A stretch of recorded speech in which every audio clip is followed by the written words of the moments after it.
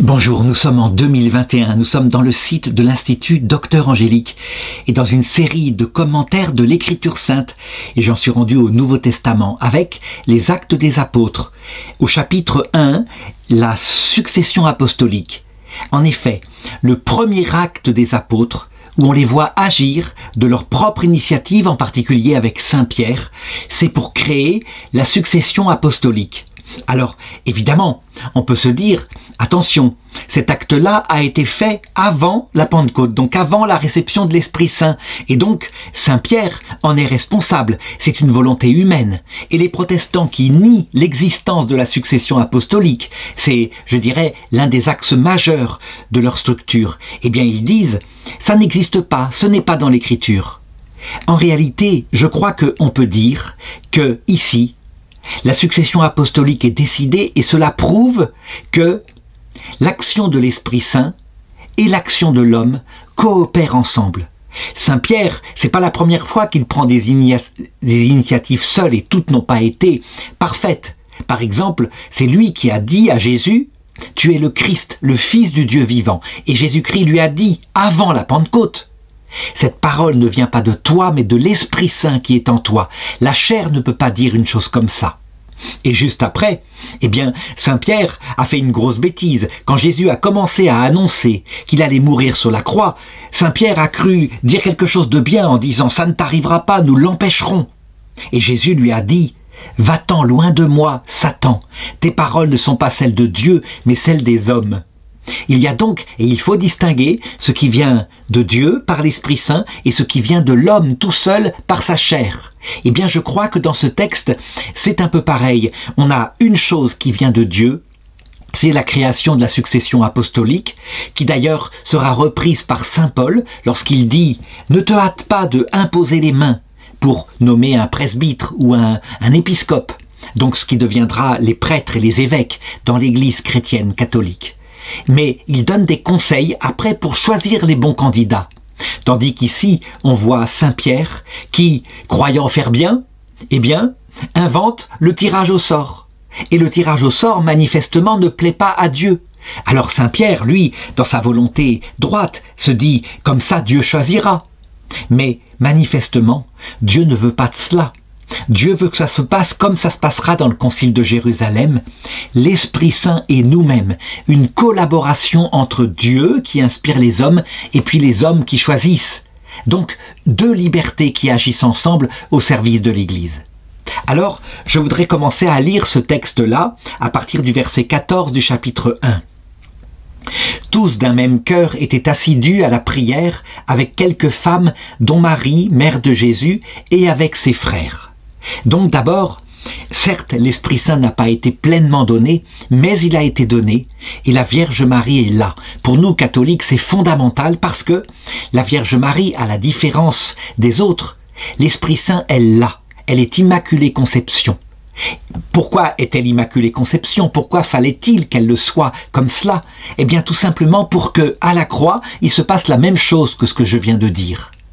Jésus-Christ, le seul Rédempteur, a tout accompli par son don et il a rétabli l'alliance avec nous, mais parce que c'est une alliance et parce que dans une alliance comme dans un mariage, il ne suffit pas que le mari dise « oui, je veux t'épouser », qu'il faut aussi la réponse de l'épouse parfaitement lucide et libre qui dise « oui, je veux t'épouser », sinon le mariage n'est pas valide. Eh bien c'est pareil, s'il n'y a pas Marie qui nous représente à la croix en sachant ce qu'elle fait en notre nom à nous, l'humanité, alors l'alliance ne se serait pas conclue. Voilà pourquoi son rôle est fondamental et qu'elle est la mère de tous les vivants spirituels. Donc elle est là et elle veille, tandis que l'Esprit Saint n'est pas encore donné. En ces jours-là, Pierre se leva au milieu des frères, ils étaient réunis au nombre de 120 personnes, et il dit « Frères, il fallait que s'accomplît l'Écriture où, par la bouche de David, l'Esprit Saint avait parlé d'avance de Judas, qui s'est fait le guide de ceux qui ont arrêté Jésus. » Pierre prend donc l'initiative, seul. Il le prend courageusement, et il le prend alors qu'il n'est pas encore pardonné, ou plutôt, si, il est pardonné. Le Christ lui a dit « 3 fois, Pierre, m'aimes-tu » Et 3 fois, Pierre a protesté en disant « Seigneur, tu sais que je t'aime » et en parlant en termes d'amitié. Et de cette façon-là, Jésus l'a confirmé dans son rôle de prince des apôtres. Il lui a dit 3 fois « Sois le berger de mes brebis ». Cette chose-là est racontée par saint Jean, qui écrit bien après la mort de Pierre, donc c'est essentiel. Pierre prend donc la parole, de par la mission que Jésus lui a donnée, et je dirais comme il le peut, sans la plénitude de l'Esprit Saint donnée à la Pentecôte, et donc il parle en ce qui concerne Judas, il parle de la trahison de Judas. Et il montre bien que Judas, l'un des 12, a été actif et très présent dans ce qui a abouti à la mort et à la résurrection de Jésus. Cependant, lui, il n'invente pas une théorie comme quoi Jésus se serait arrangé avec Judas, que ça aurait été son meilleur ami, afin de le délivrer de son corps. Ce genre de théorie qu'on voit dans le pseudo-évangile de Judas est un évangile du IVe siècle, gnostique, ça veut dire manichéen, qui considère que, eh bien, il y a 2 dieux, un dieu de l'esprit, que Jésus représente, et puis un dieu de la chair, qui nous a condamnés à vivre dans notre corps, et Judas serait là pour aider Jésus à se débarrasser de sa chair. Donc ça, il faut rejeter complètement, hein. C'est tardif, ça n'a rien à voir. Judas a donc trahi vraiment. Cependant, saint Pierre continue. Il avait rang parmi nous, il s'était vu attribuer une part de notre ministère. Ça aussi, c'est important. Ministère, parce qu'il a suivi toute la prédication de Jésus, il a été formé durant les 3 ans et demi de vie apostolique, mais sans doute ceci veut dire aussi que le jour de la Sainte Seine, quand Jésus a ordonné prêtres les 12 apôtres qui étaient là, en leur disant « Faites ceci en mémoire de moi », eh bien il était parmi eux. Il a reçu une part du sacerdoce nouveau. Sacerdoce qui lui aussi est rejeté par les protestants qui disent « ça n'existe pas, il n'y a pas de sacerdoce particulier, nous sommes tous prêtres ». Ils n'ont pas tort en disant que nous sommes tous prêtres, ça veut dire capables par notre baptême et par la charité d'intercéder auprès de Dieu pour les autres et de demander à Dieu des prières et des grâces qui tombent sur les autres. C'est ce que font les pasteurs qui ne sont pas prêtres selon ce sacerdoce fondé par Jésus, qui se considèrent comme des laïcs qui ont simplement un peu plus d'études. Donc le sacerdoce des fidèles existe bien, mais les protestants disent « et le sacerdoce ministériel n'existe pas ». En réalité, en disant cela, on le voit bien, ils ne sont pas du tout fidèles à quelque chose que Jésus a institué. Il y a eu 12 apôtres, c'est manifeste. Il y a eu 72 disciples, c'est manifeste. Et Pierre, ou plutôt Paul, dans la succession, va instaurer justement l'ordination à travers l'imposition des mains, des prêtres et des évêques, qui seront les successeurs des apôtres. C'est clairement dans l'Écriture. Alors, les protestants arrivent à interpréter ça autrement, mais ce qui est certain, c'est que l'Église universelle, partout où elle a été fondée par les apôtres au début, jusqu'à l'Inde, du côté des régions syro-malabar, en passant par Rome, la partie latine de l'Église, eh bien partout il y a ce sacerdoce et unanimement il a été reconnu comme tel.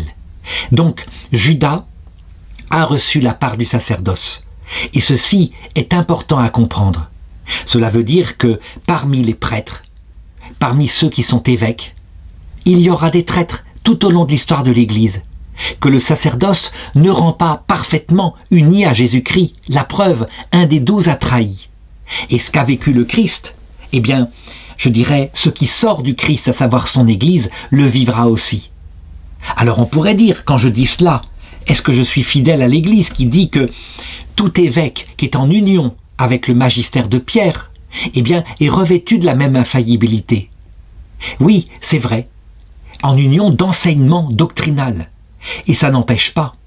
Il peut y avoir dans la pastorale et dans l'intention personnelle de certains une véritable volonté de trahir l'Église, ou plutôt de la changer dans sa structure divine et d'en faire autre chose. Et ça s'est vu tout au long de l'histoire.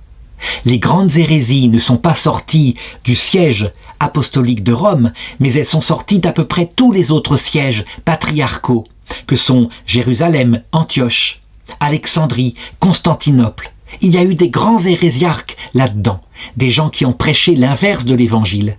Et ceci manifeste une chose, la protection, si elle existe sur Pierre, alors elle est charismatique, elle vient du Seigneur, elle ne vient pas des hommes.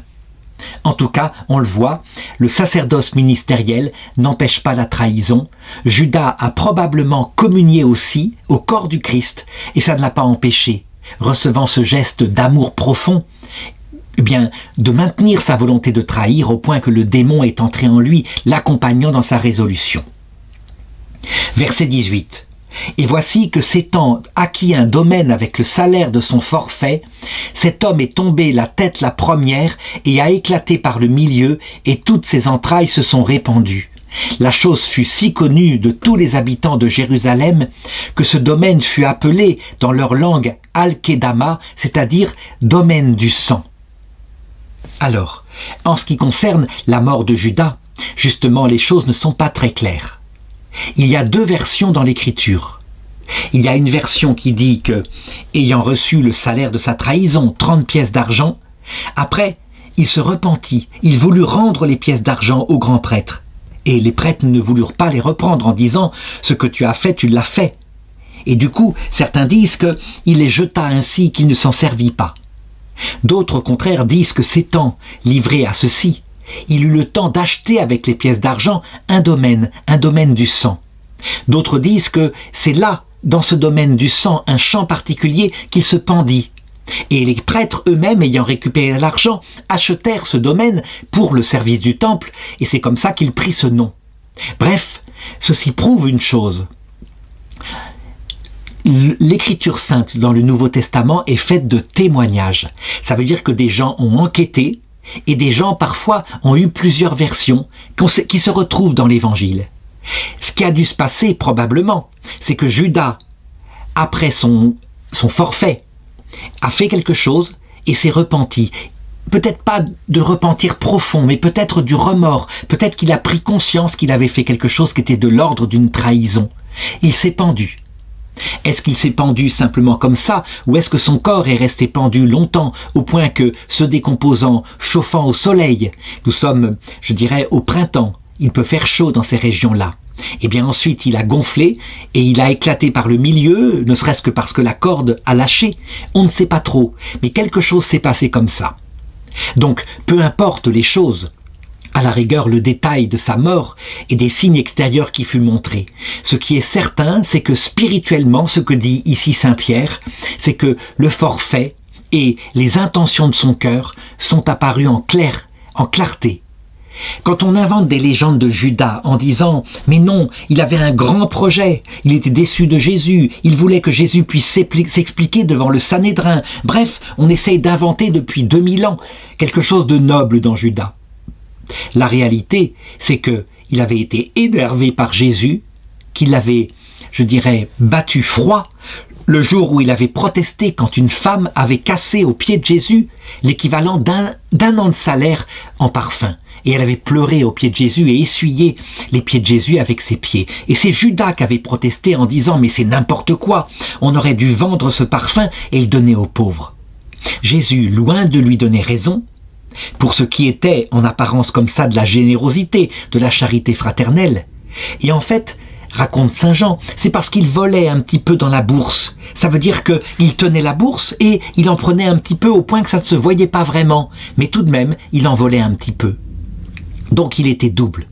Et Jésus, loin de lui donner raison, prit la défense de la femme et dit, à cause de ce qu'elle a fait, elle, qui est une grande pécheresse, on s'en souviendra jusqu'à la fin du monde.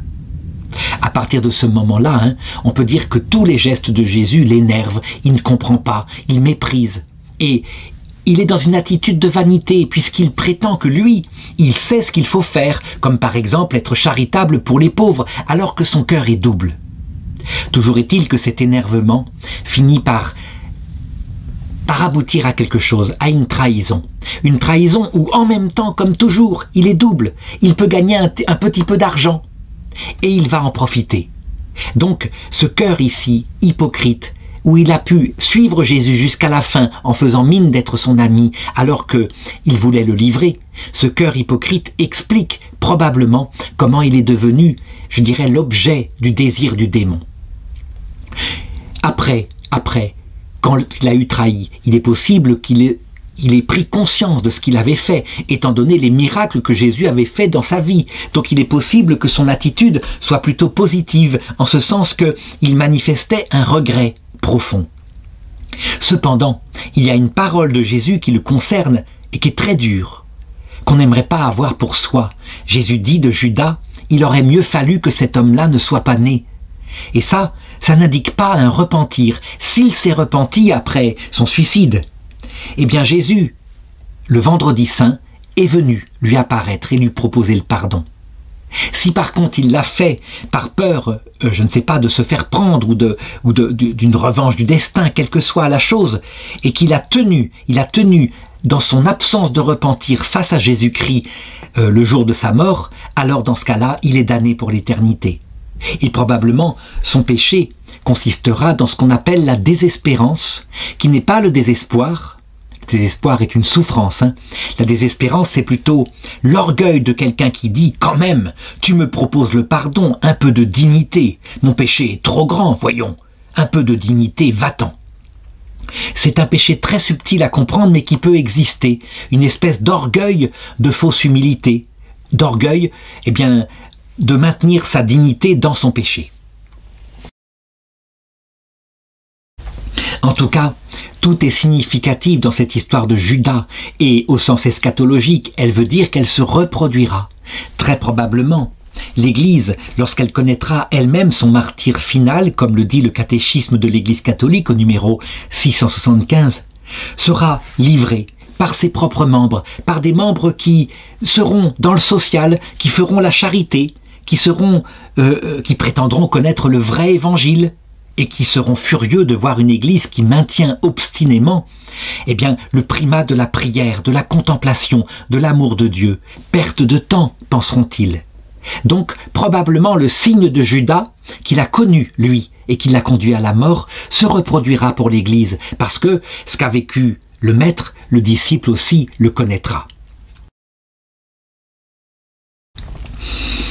Alors, le verset suivant indique maintenant de quelle manière le mystère de Judas était connu par Dieu de toute éternité, au point qu'il y a des prophéties dans l'Écriture, et là en l'occurrence une prophétie obscure prise dans le livre des psaumes.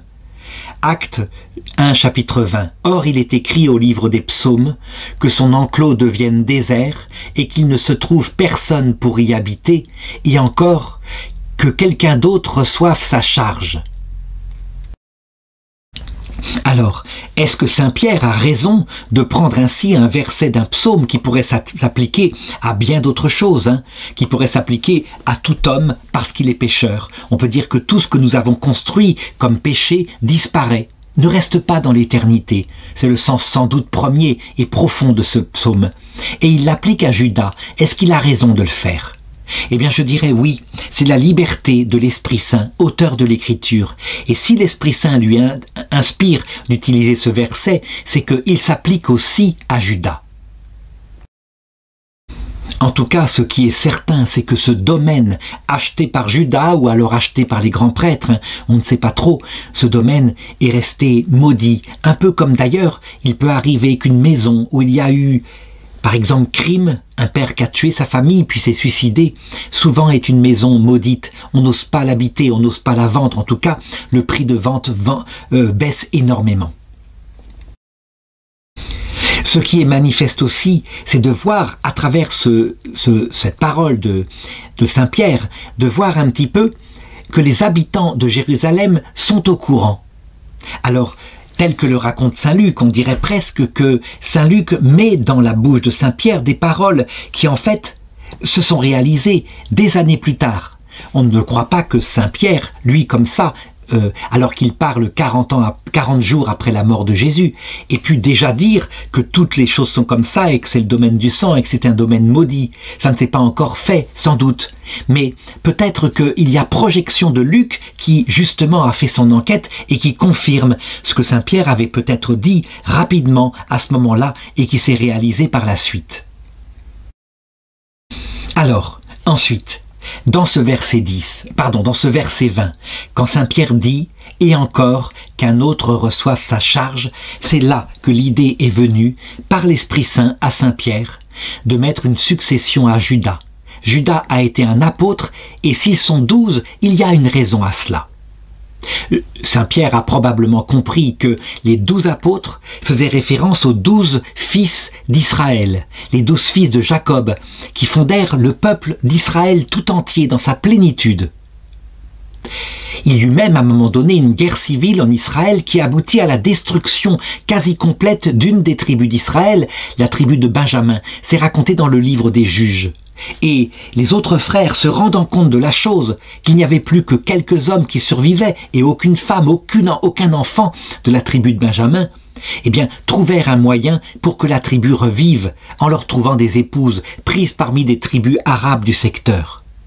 De la même manière, poussé par l'Esprit Saint, Saint Pierre se rend compte qu'il faut un successeur à Judas parce que le chiffre 12 a un sens. Il signifie la plénitude de toute l'humanité, de tous les caractères, de toutes les différences qui travaillent au service du Christ. Et donc, il le dit aux autres. C'est le verset 21. Il faut donc que de ces hommes qui nous ont accompagnés tout le temps et que le Seigneur Jésus a vécu au milieu de nous, en commençant au baptême de Jean jusqu'au jour où il nous fut enlevé, il y en ait un qui devienne avec nous témoin de sa résurrection. On pourrait dire, s'il n'y avait pas de succession apostolique, donc d'évêques, c'est-à-dire de grands prêtres instaurés par Jésus, on pourrait dire, c'est pas compliqué. Il suffit que ce soit un des 72 prêtres, et puis voilà, ça va très bien, ils ont tout suivi, et il n'y a rien de plus. En réalité, on voit bien, il y a une structuration divine de l'Église à travers les 12 et les 72. Et donc, quand l'un des 12 meurt, il faut qu'il ait un successeur. Alors je sais que les protestants diront plus tard, mais si le chiffre 12 est un chiffre divinement inspiré et choisi par Jésus-Christ, dans ce cas-là, pourquoi n'y a-t-il pas simplement encore maintenant dans l'Église catholique 12 évêques? Et peut-être le pape de Rome? Pourquoi n'y a-t-il pas simplement 72 prêtres? En réalité, ces chiffres ont une valeur littérale. Jésus a vraiment choisi 12 apôtres dont les noms sont donnés, mais il a aussi une valeur symbolique qui s'adapte à la croissance de la communauté chrétienne. Et donc, les successeurs des apôtres, l'Église catholique et l'Église universelle dira toujours, ce sont les évêques, c'est-à-dire ceux qui ont reçu la plénitude du sacerdoce et la capacité aussi à décider comme ça dans leur diocèse. Et voilà pourquoi chaque évêque est un peu un homme, et il appelle son frère évêque « mon frère ». Il n'a pas d'autorité sur les autres, si ce n'est une autorité suprême qui vient de Pierre, l'unique et ses successeurs, qui peuvent évidemment mettre une discipline au-dessus de tout. Donc, le chiffre 12 et le chiffre de 72, s'ils ont une signification profonde, doivent être tout de même pris comme des symboles, et donc la pastorale des apôtres va adapter le nombre d'évêques aux besoins de l'Église par la suite. Ce qui est sûr, c'est qu'il se présente 2 personnes au verset 23, 2 personnes qui sont dans les conditions que Saint Pierre a posées, que d'ailleurs personne ne conteste. Il parle d'autorité et il n'y a même pas de contestation, ni d'ailleurs dans la manière dont ils vont être choisis. Il s'en présenta 2, Joseph dit Barsabas, surnommé Justus, et Matthias. Alors ils firent cette prière. Ça veut dire que tous ceux qui sont là, les 120 qui sont là, avec les 10 autres apôtres, sont avec Pierre, personne ne discute sa décision pastorale et on se remet à Dieu maintenant pour qu'il aide à choisir le bon. Et la prière, je la lis. Toi, Seigneur, qui connais le cœur de tous les hommes, montre-nous lequel des 2 tu as choisi pour occuper dans le ministère de l'apostolat la place qu'a délaissée Judas pour s'en aller à sa place à lui. Et on tira au sort, et le sort tomba sur Matthias, qui fut mis au nombre des 12 apôtres. On tira au sort. Ça veut dire que l'intention ici, de ces hommes simples qui sont des pêcheurs de Galilée, accompagnés de Marie, c'est de remettre la décision à Dieu à travers le sort. Ce n'est pas nouveau, ça s'est fait aussi dans les anciens apôtres de l'Ancien Testament. Mais manifestement, cette manière de faire là, qui est très limpide, qui est pure, qui implique l'action charismatique de Dieu, ensuite, elle ne durera pas dans l'Église, je l'ai dit au début de cette vidéo. Alors, intention pure. Certains pourraient dire, mais maintenons-la. Tirons au sort celui qui va être le pasteur dans l'Église. Même les protestants ne font pas ça. Ils se rendent bien compte que saint Paul a raison. Saint Paul, qui rejoindra l'Église plus tard, qui est un homme intelligent, formé à la théologie, qui n'est pas un simple pêcheur de Galilée, il dira non, manifestement, le Seigneur nous veut serviteurs mais adultes, serviteurs de l'Église adulte. Et donc, nous devons, parce qu'il nous veut collaborateurs du salut, nous devons choisir les successeurs des apôtres avec d'autres critères. Et il le donnera, ces critères-là. Il dira, il faut un homme qui est converti depuis longtemps. Il ne suffit pas qu'il soit fraîchement dans la conversion, parce qu'il pourrait être comme un feu de paille. Il faut un homme qui ait fait ses preuves, par exemple, qui a su gérer sa famille, parce que celui qui sait gérer ses affaires intérieures saura gérer l'Église. Il faut un homme qui soit marié avec une seule femme. Pourquoi? Eh bien parce qu'il a montré sa fidélité. Il faut qu'il ait su élever ses enfants. Il aura un rôle auprès de la communauté. Il devra élever des enfants de Dieu vers la vie éternelle. Il faut qu'il ne boit pas. Il ne faut pas qu'il soit attentif à l'argent, etc. Il donnera des conditions comme ça qui, par la suite, et c'est là qu'aussi se pose la critique protestante, ne seront pas toutes gardées de la même façon. Ça veut dire que les successeurs, des successeurs des apôtres par la suite, changeront parfois les conditions. Je pense en particulier au pape Grégoire VII, vers l'an 1000, qui imposera que tous ceux qui veulent être évêques ou prêtres doivent être célibataires, tandis que dans l'Église d'Orient, on imposera uniquement à ceux qui veulent être évêques d'être célibataires, suivant ainsi le conseil du Seigneur qui montrait que certains se faisaient eunuques pour le royaume des cieux, et le conseil de saint Paul qui disait « Je voudrais que vous soyez tous comme moi, entièrement donnés au Seigneur ». Conseil évangélique et non obligation. Donc, certains diront, alors on le voit bien, ils sont sortis des ordres de l'Écriture, ils n'ont pas obéi aux apôtres. Mais justement, qu'est-ce que prouve ce texte-là, où saint Pierre prend une décision de lui-même, et le Seigneur l'a béni, il choisit Matthias. Et pourtant l'Esprit Saint n'avait pas encore été donné pleinement à l'Église. Ceci montre que le Seigneur, il tient les apôtres et les successeurs des apôtres de la même façon pour des hommes capables de prendre des décisions en fonction des temps et des lieux. Ça ne veut pas dire qu'ils peuvent changer la foi, pas du tout. Mais ça veut dire qu'au point de vue pastoral, en fonction des temps et des lieux, ils vont appliquer des décisions concrètes. Et puis, s'il est bon à certains moments ou pour certains lieux, que les évêques et les prêtres ne soient pas mariés parce qu'ils abusent du mariage et font par exemple de la paroisse un morceau qui leur permet de rapporter de l'argent et un héritage qu'ils donnent à leur fils qu'ils nomment a priori prêtre puisqu'il doit hériter de la cure qui rapporte beaucoup. Alors dans ce cas-là, l'Église se dégrade et il peut y avoir une décision par le successeur de Pierre qui en l'occurrence est le pape Grégoire VII. En Orient, c'est une autre forme de décision, mais bref, la liberté pastorale des enfants de Dieu et des apôtres demeure, comme l'ont prouvé dans l'histoire, eh bien, les successions des apôtres, partout. Ceci veut dire aussi que si un jour, un successeur de Pierre, donc chef de l'Église, comme les Saint-Pierre ici, décidait qu'on change la discipline et qu'il peut y avoir maintenant des hommes mariés qui de nouveau deviennent prêtres et pourquoi pas évêques et pourquoi pas papes, eh bien, nous devrions, je dirais, prendre les choses avec l'intention profonde de les comprendre l'intention du successeur de Pierre et savoir qu'il en a le pouvoir. C'est un pouvoir juridictionnel et un pouvoir pastoral qui est démontré ici. On pourrait critiquer, il est possible de critiquer une décision pastorale, elle n'est pas infaillible, elle est prudentielle.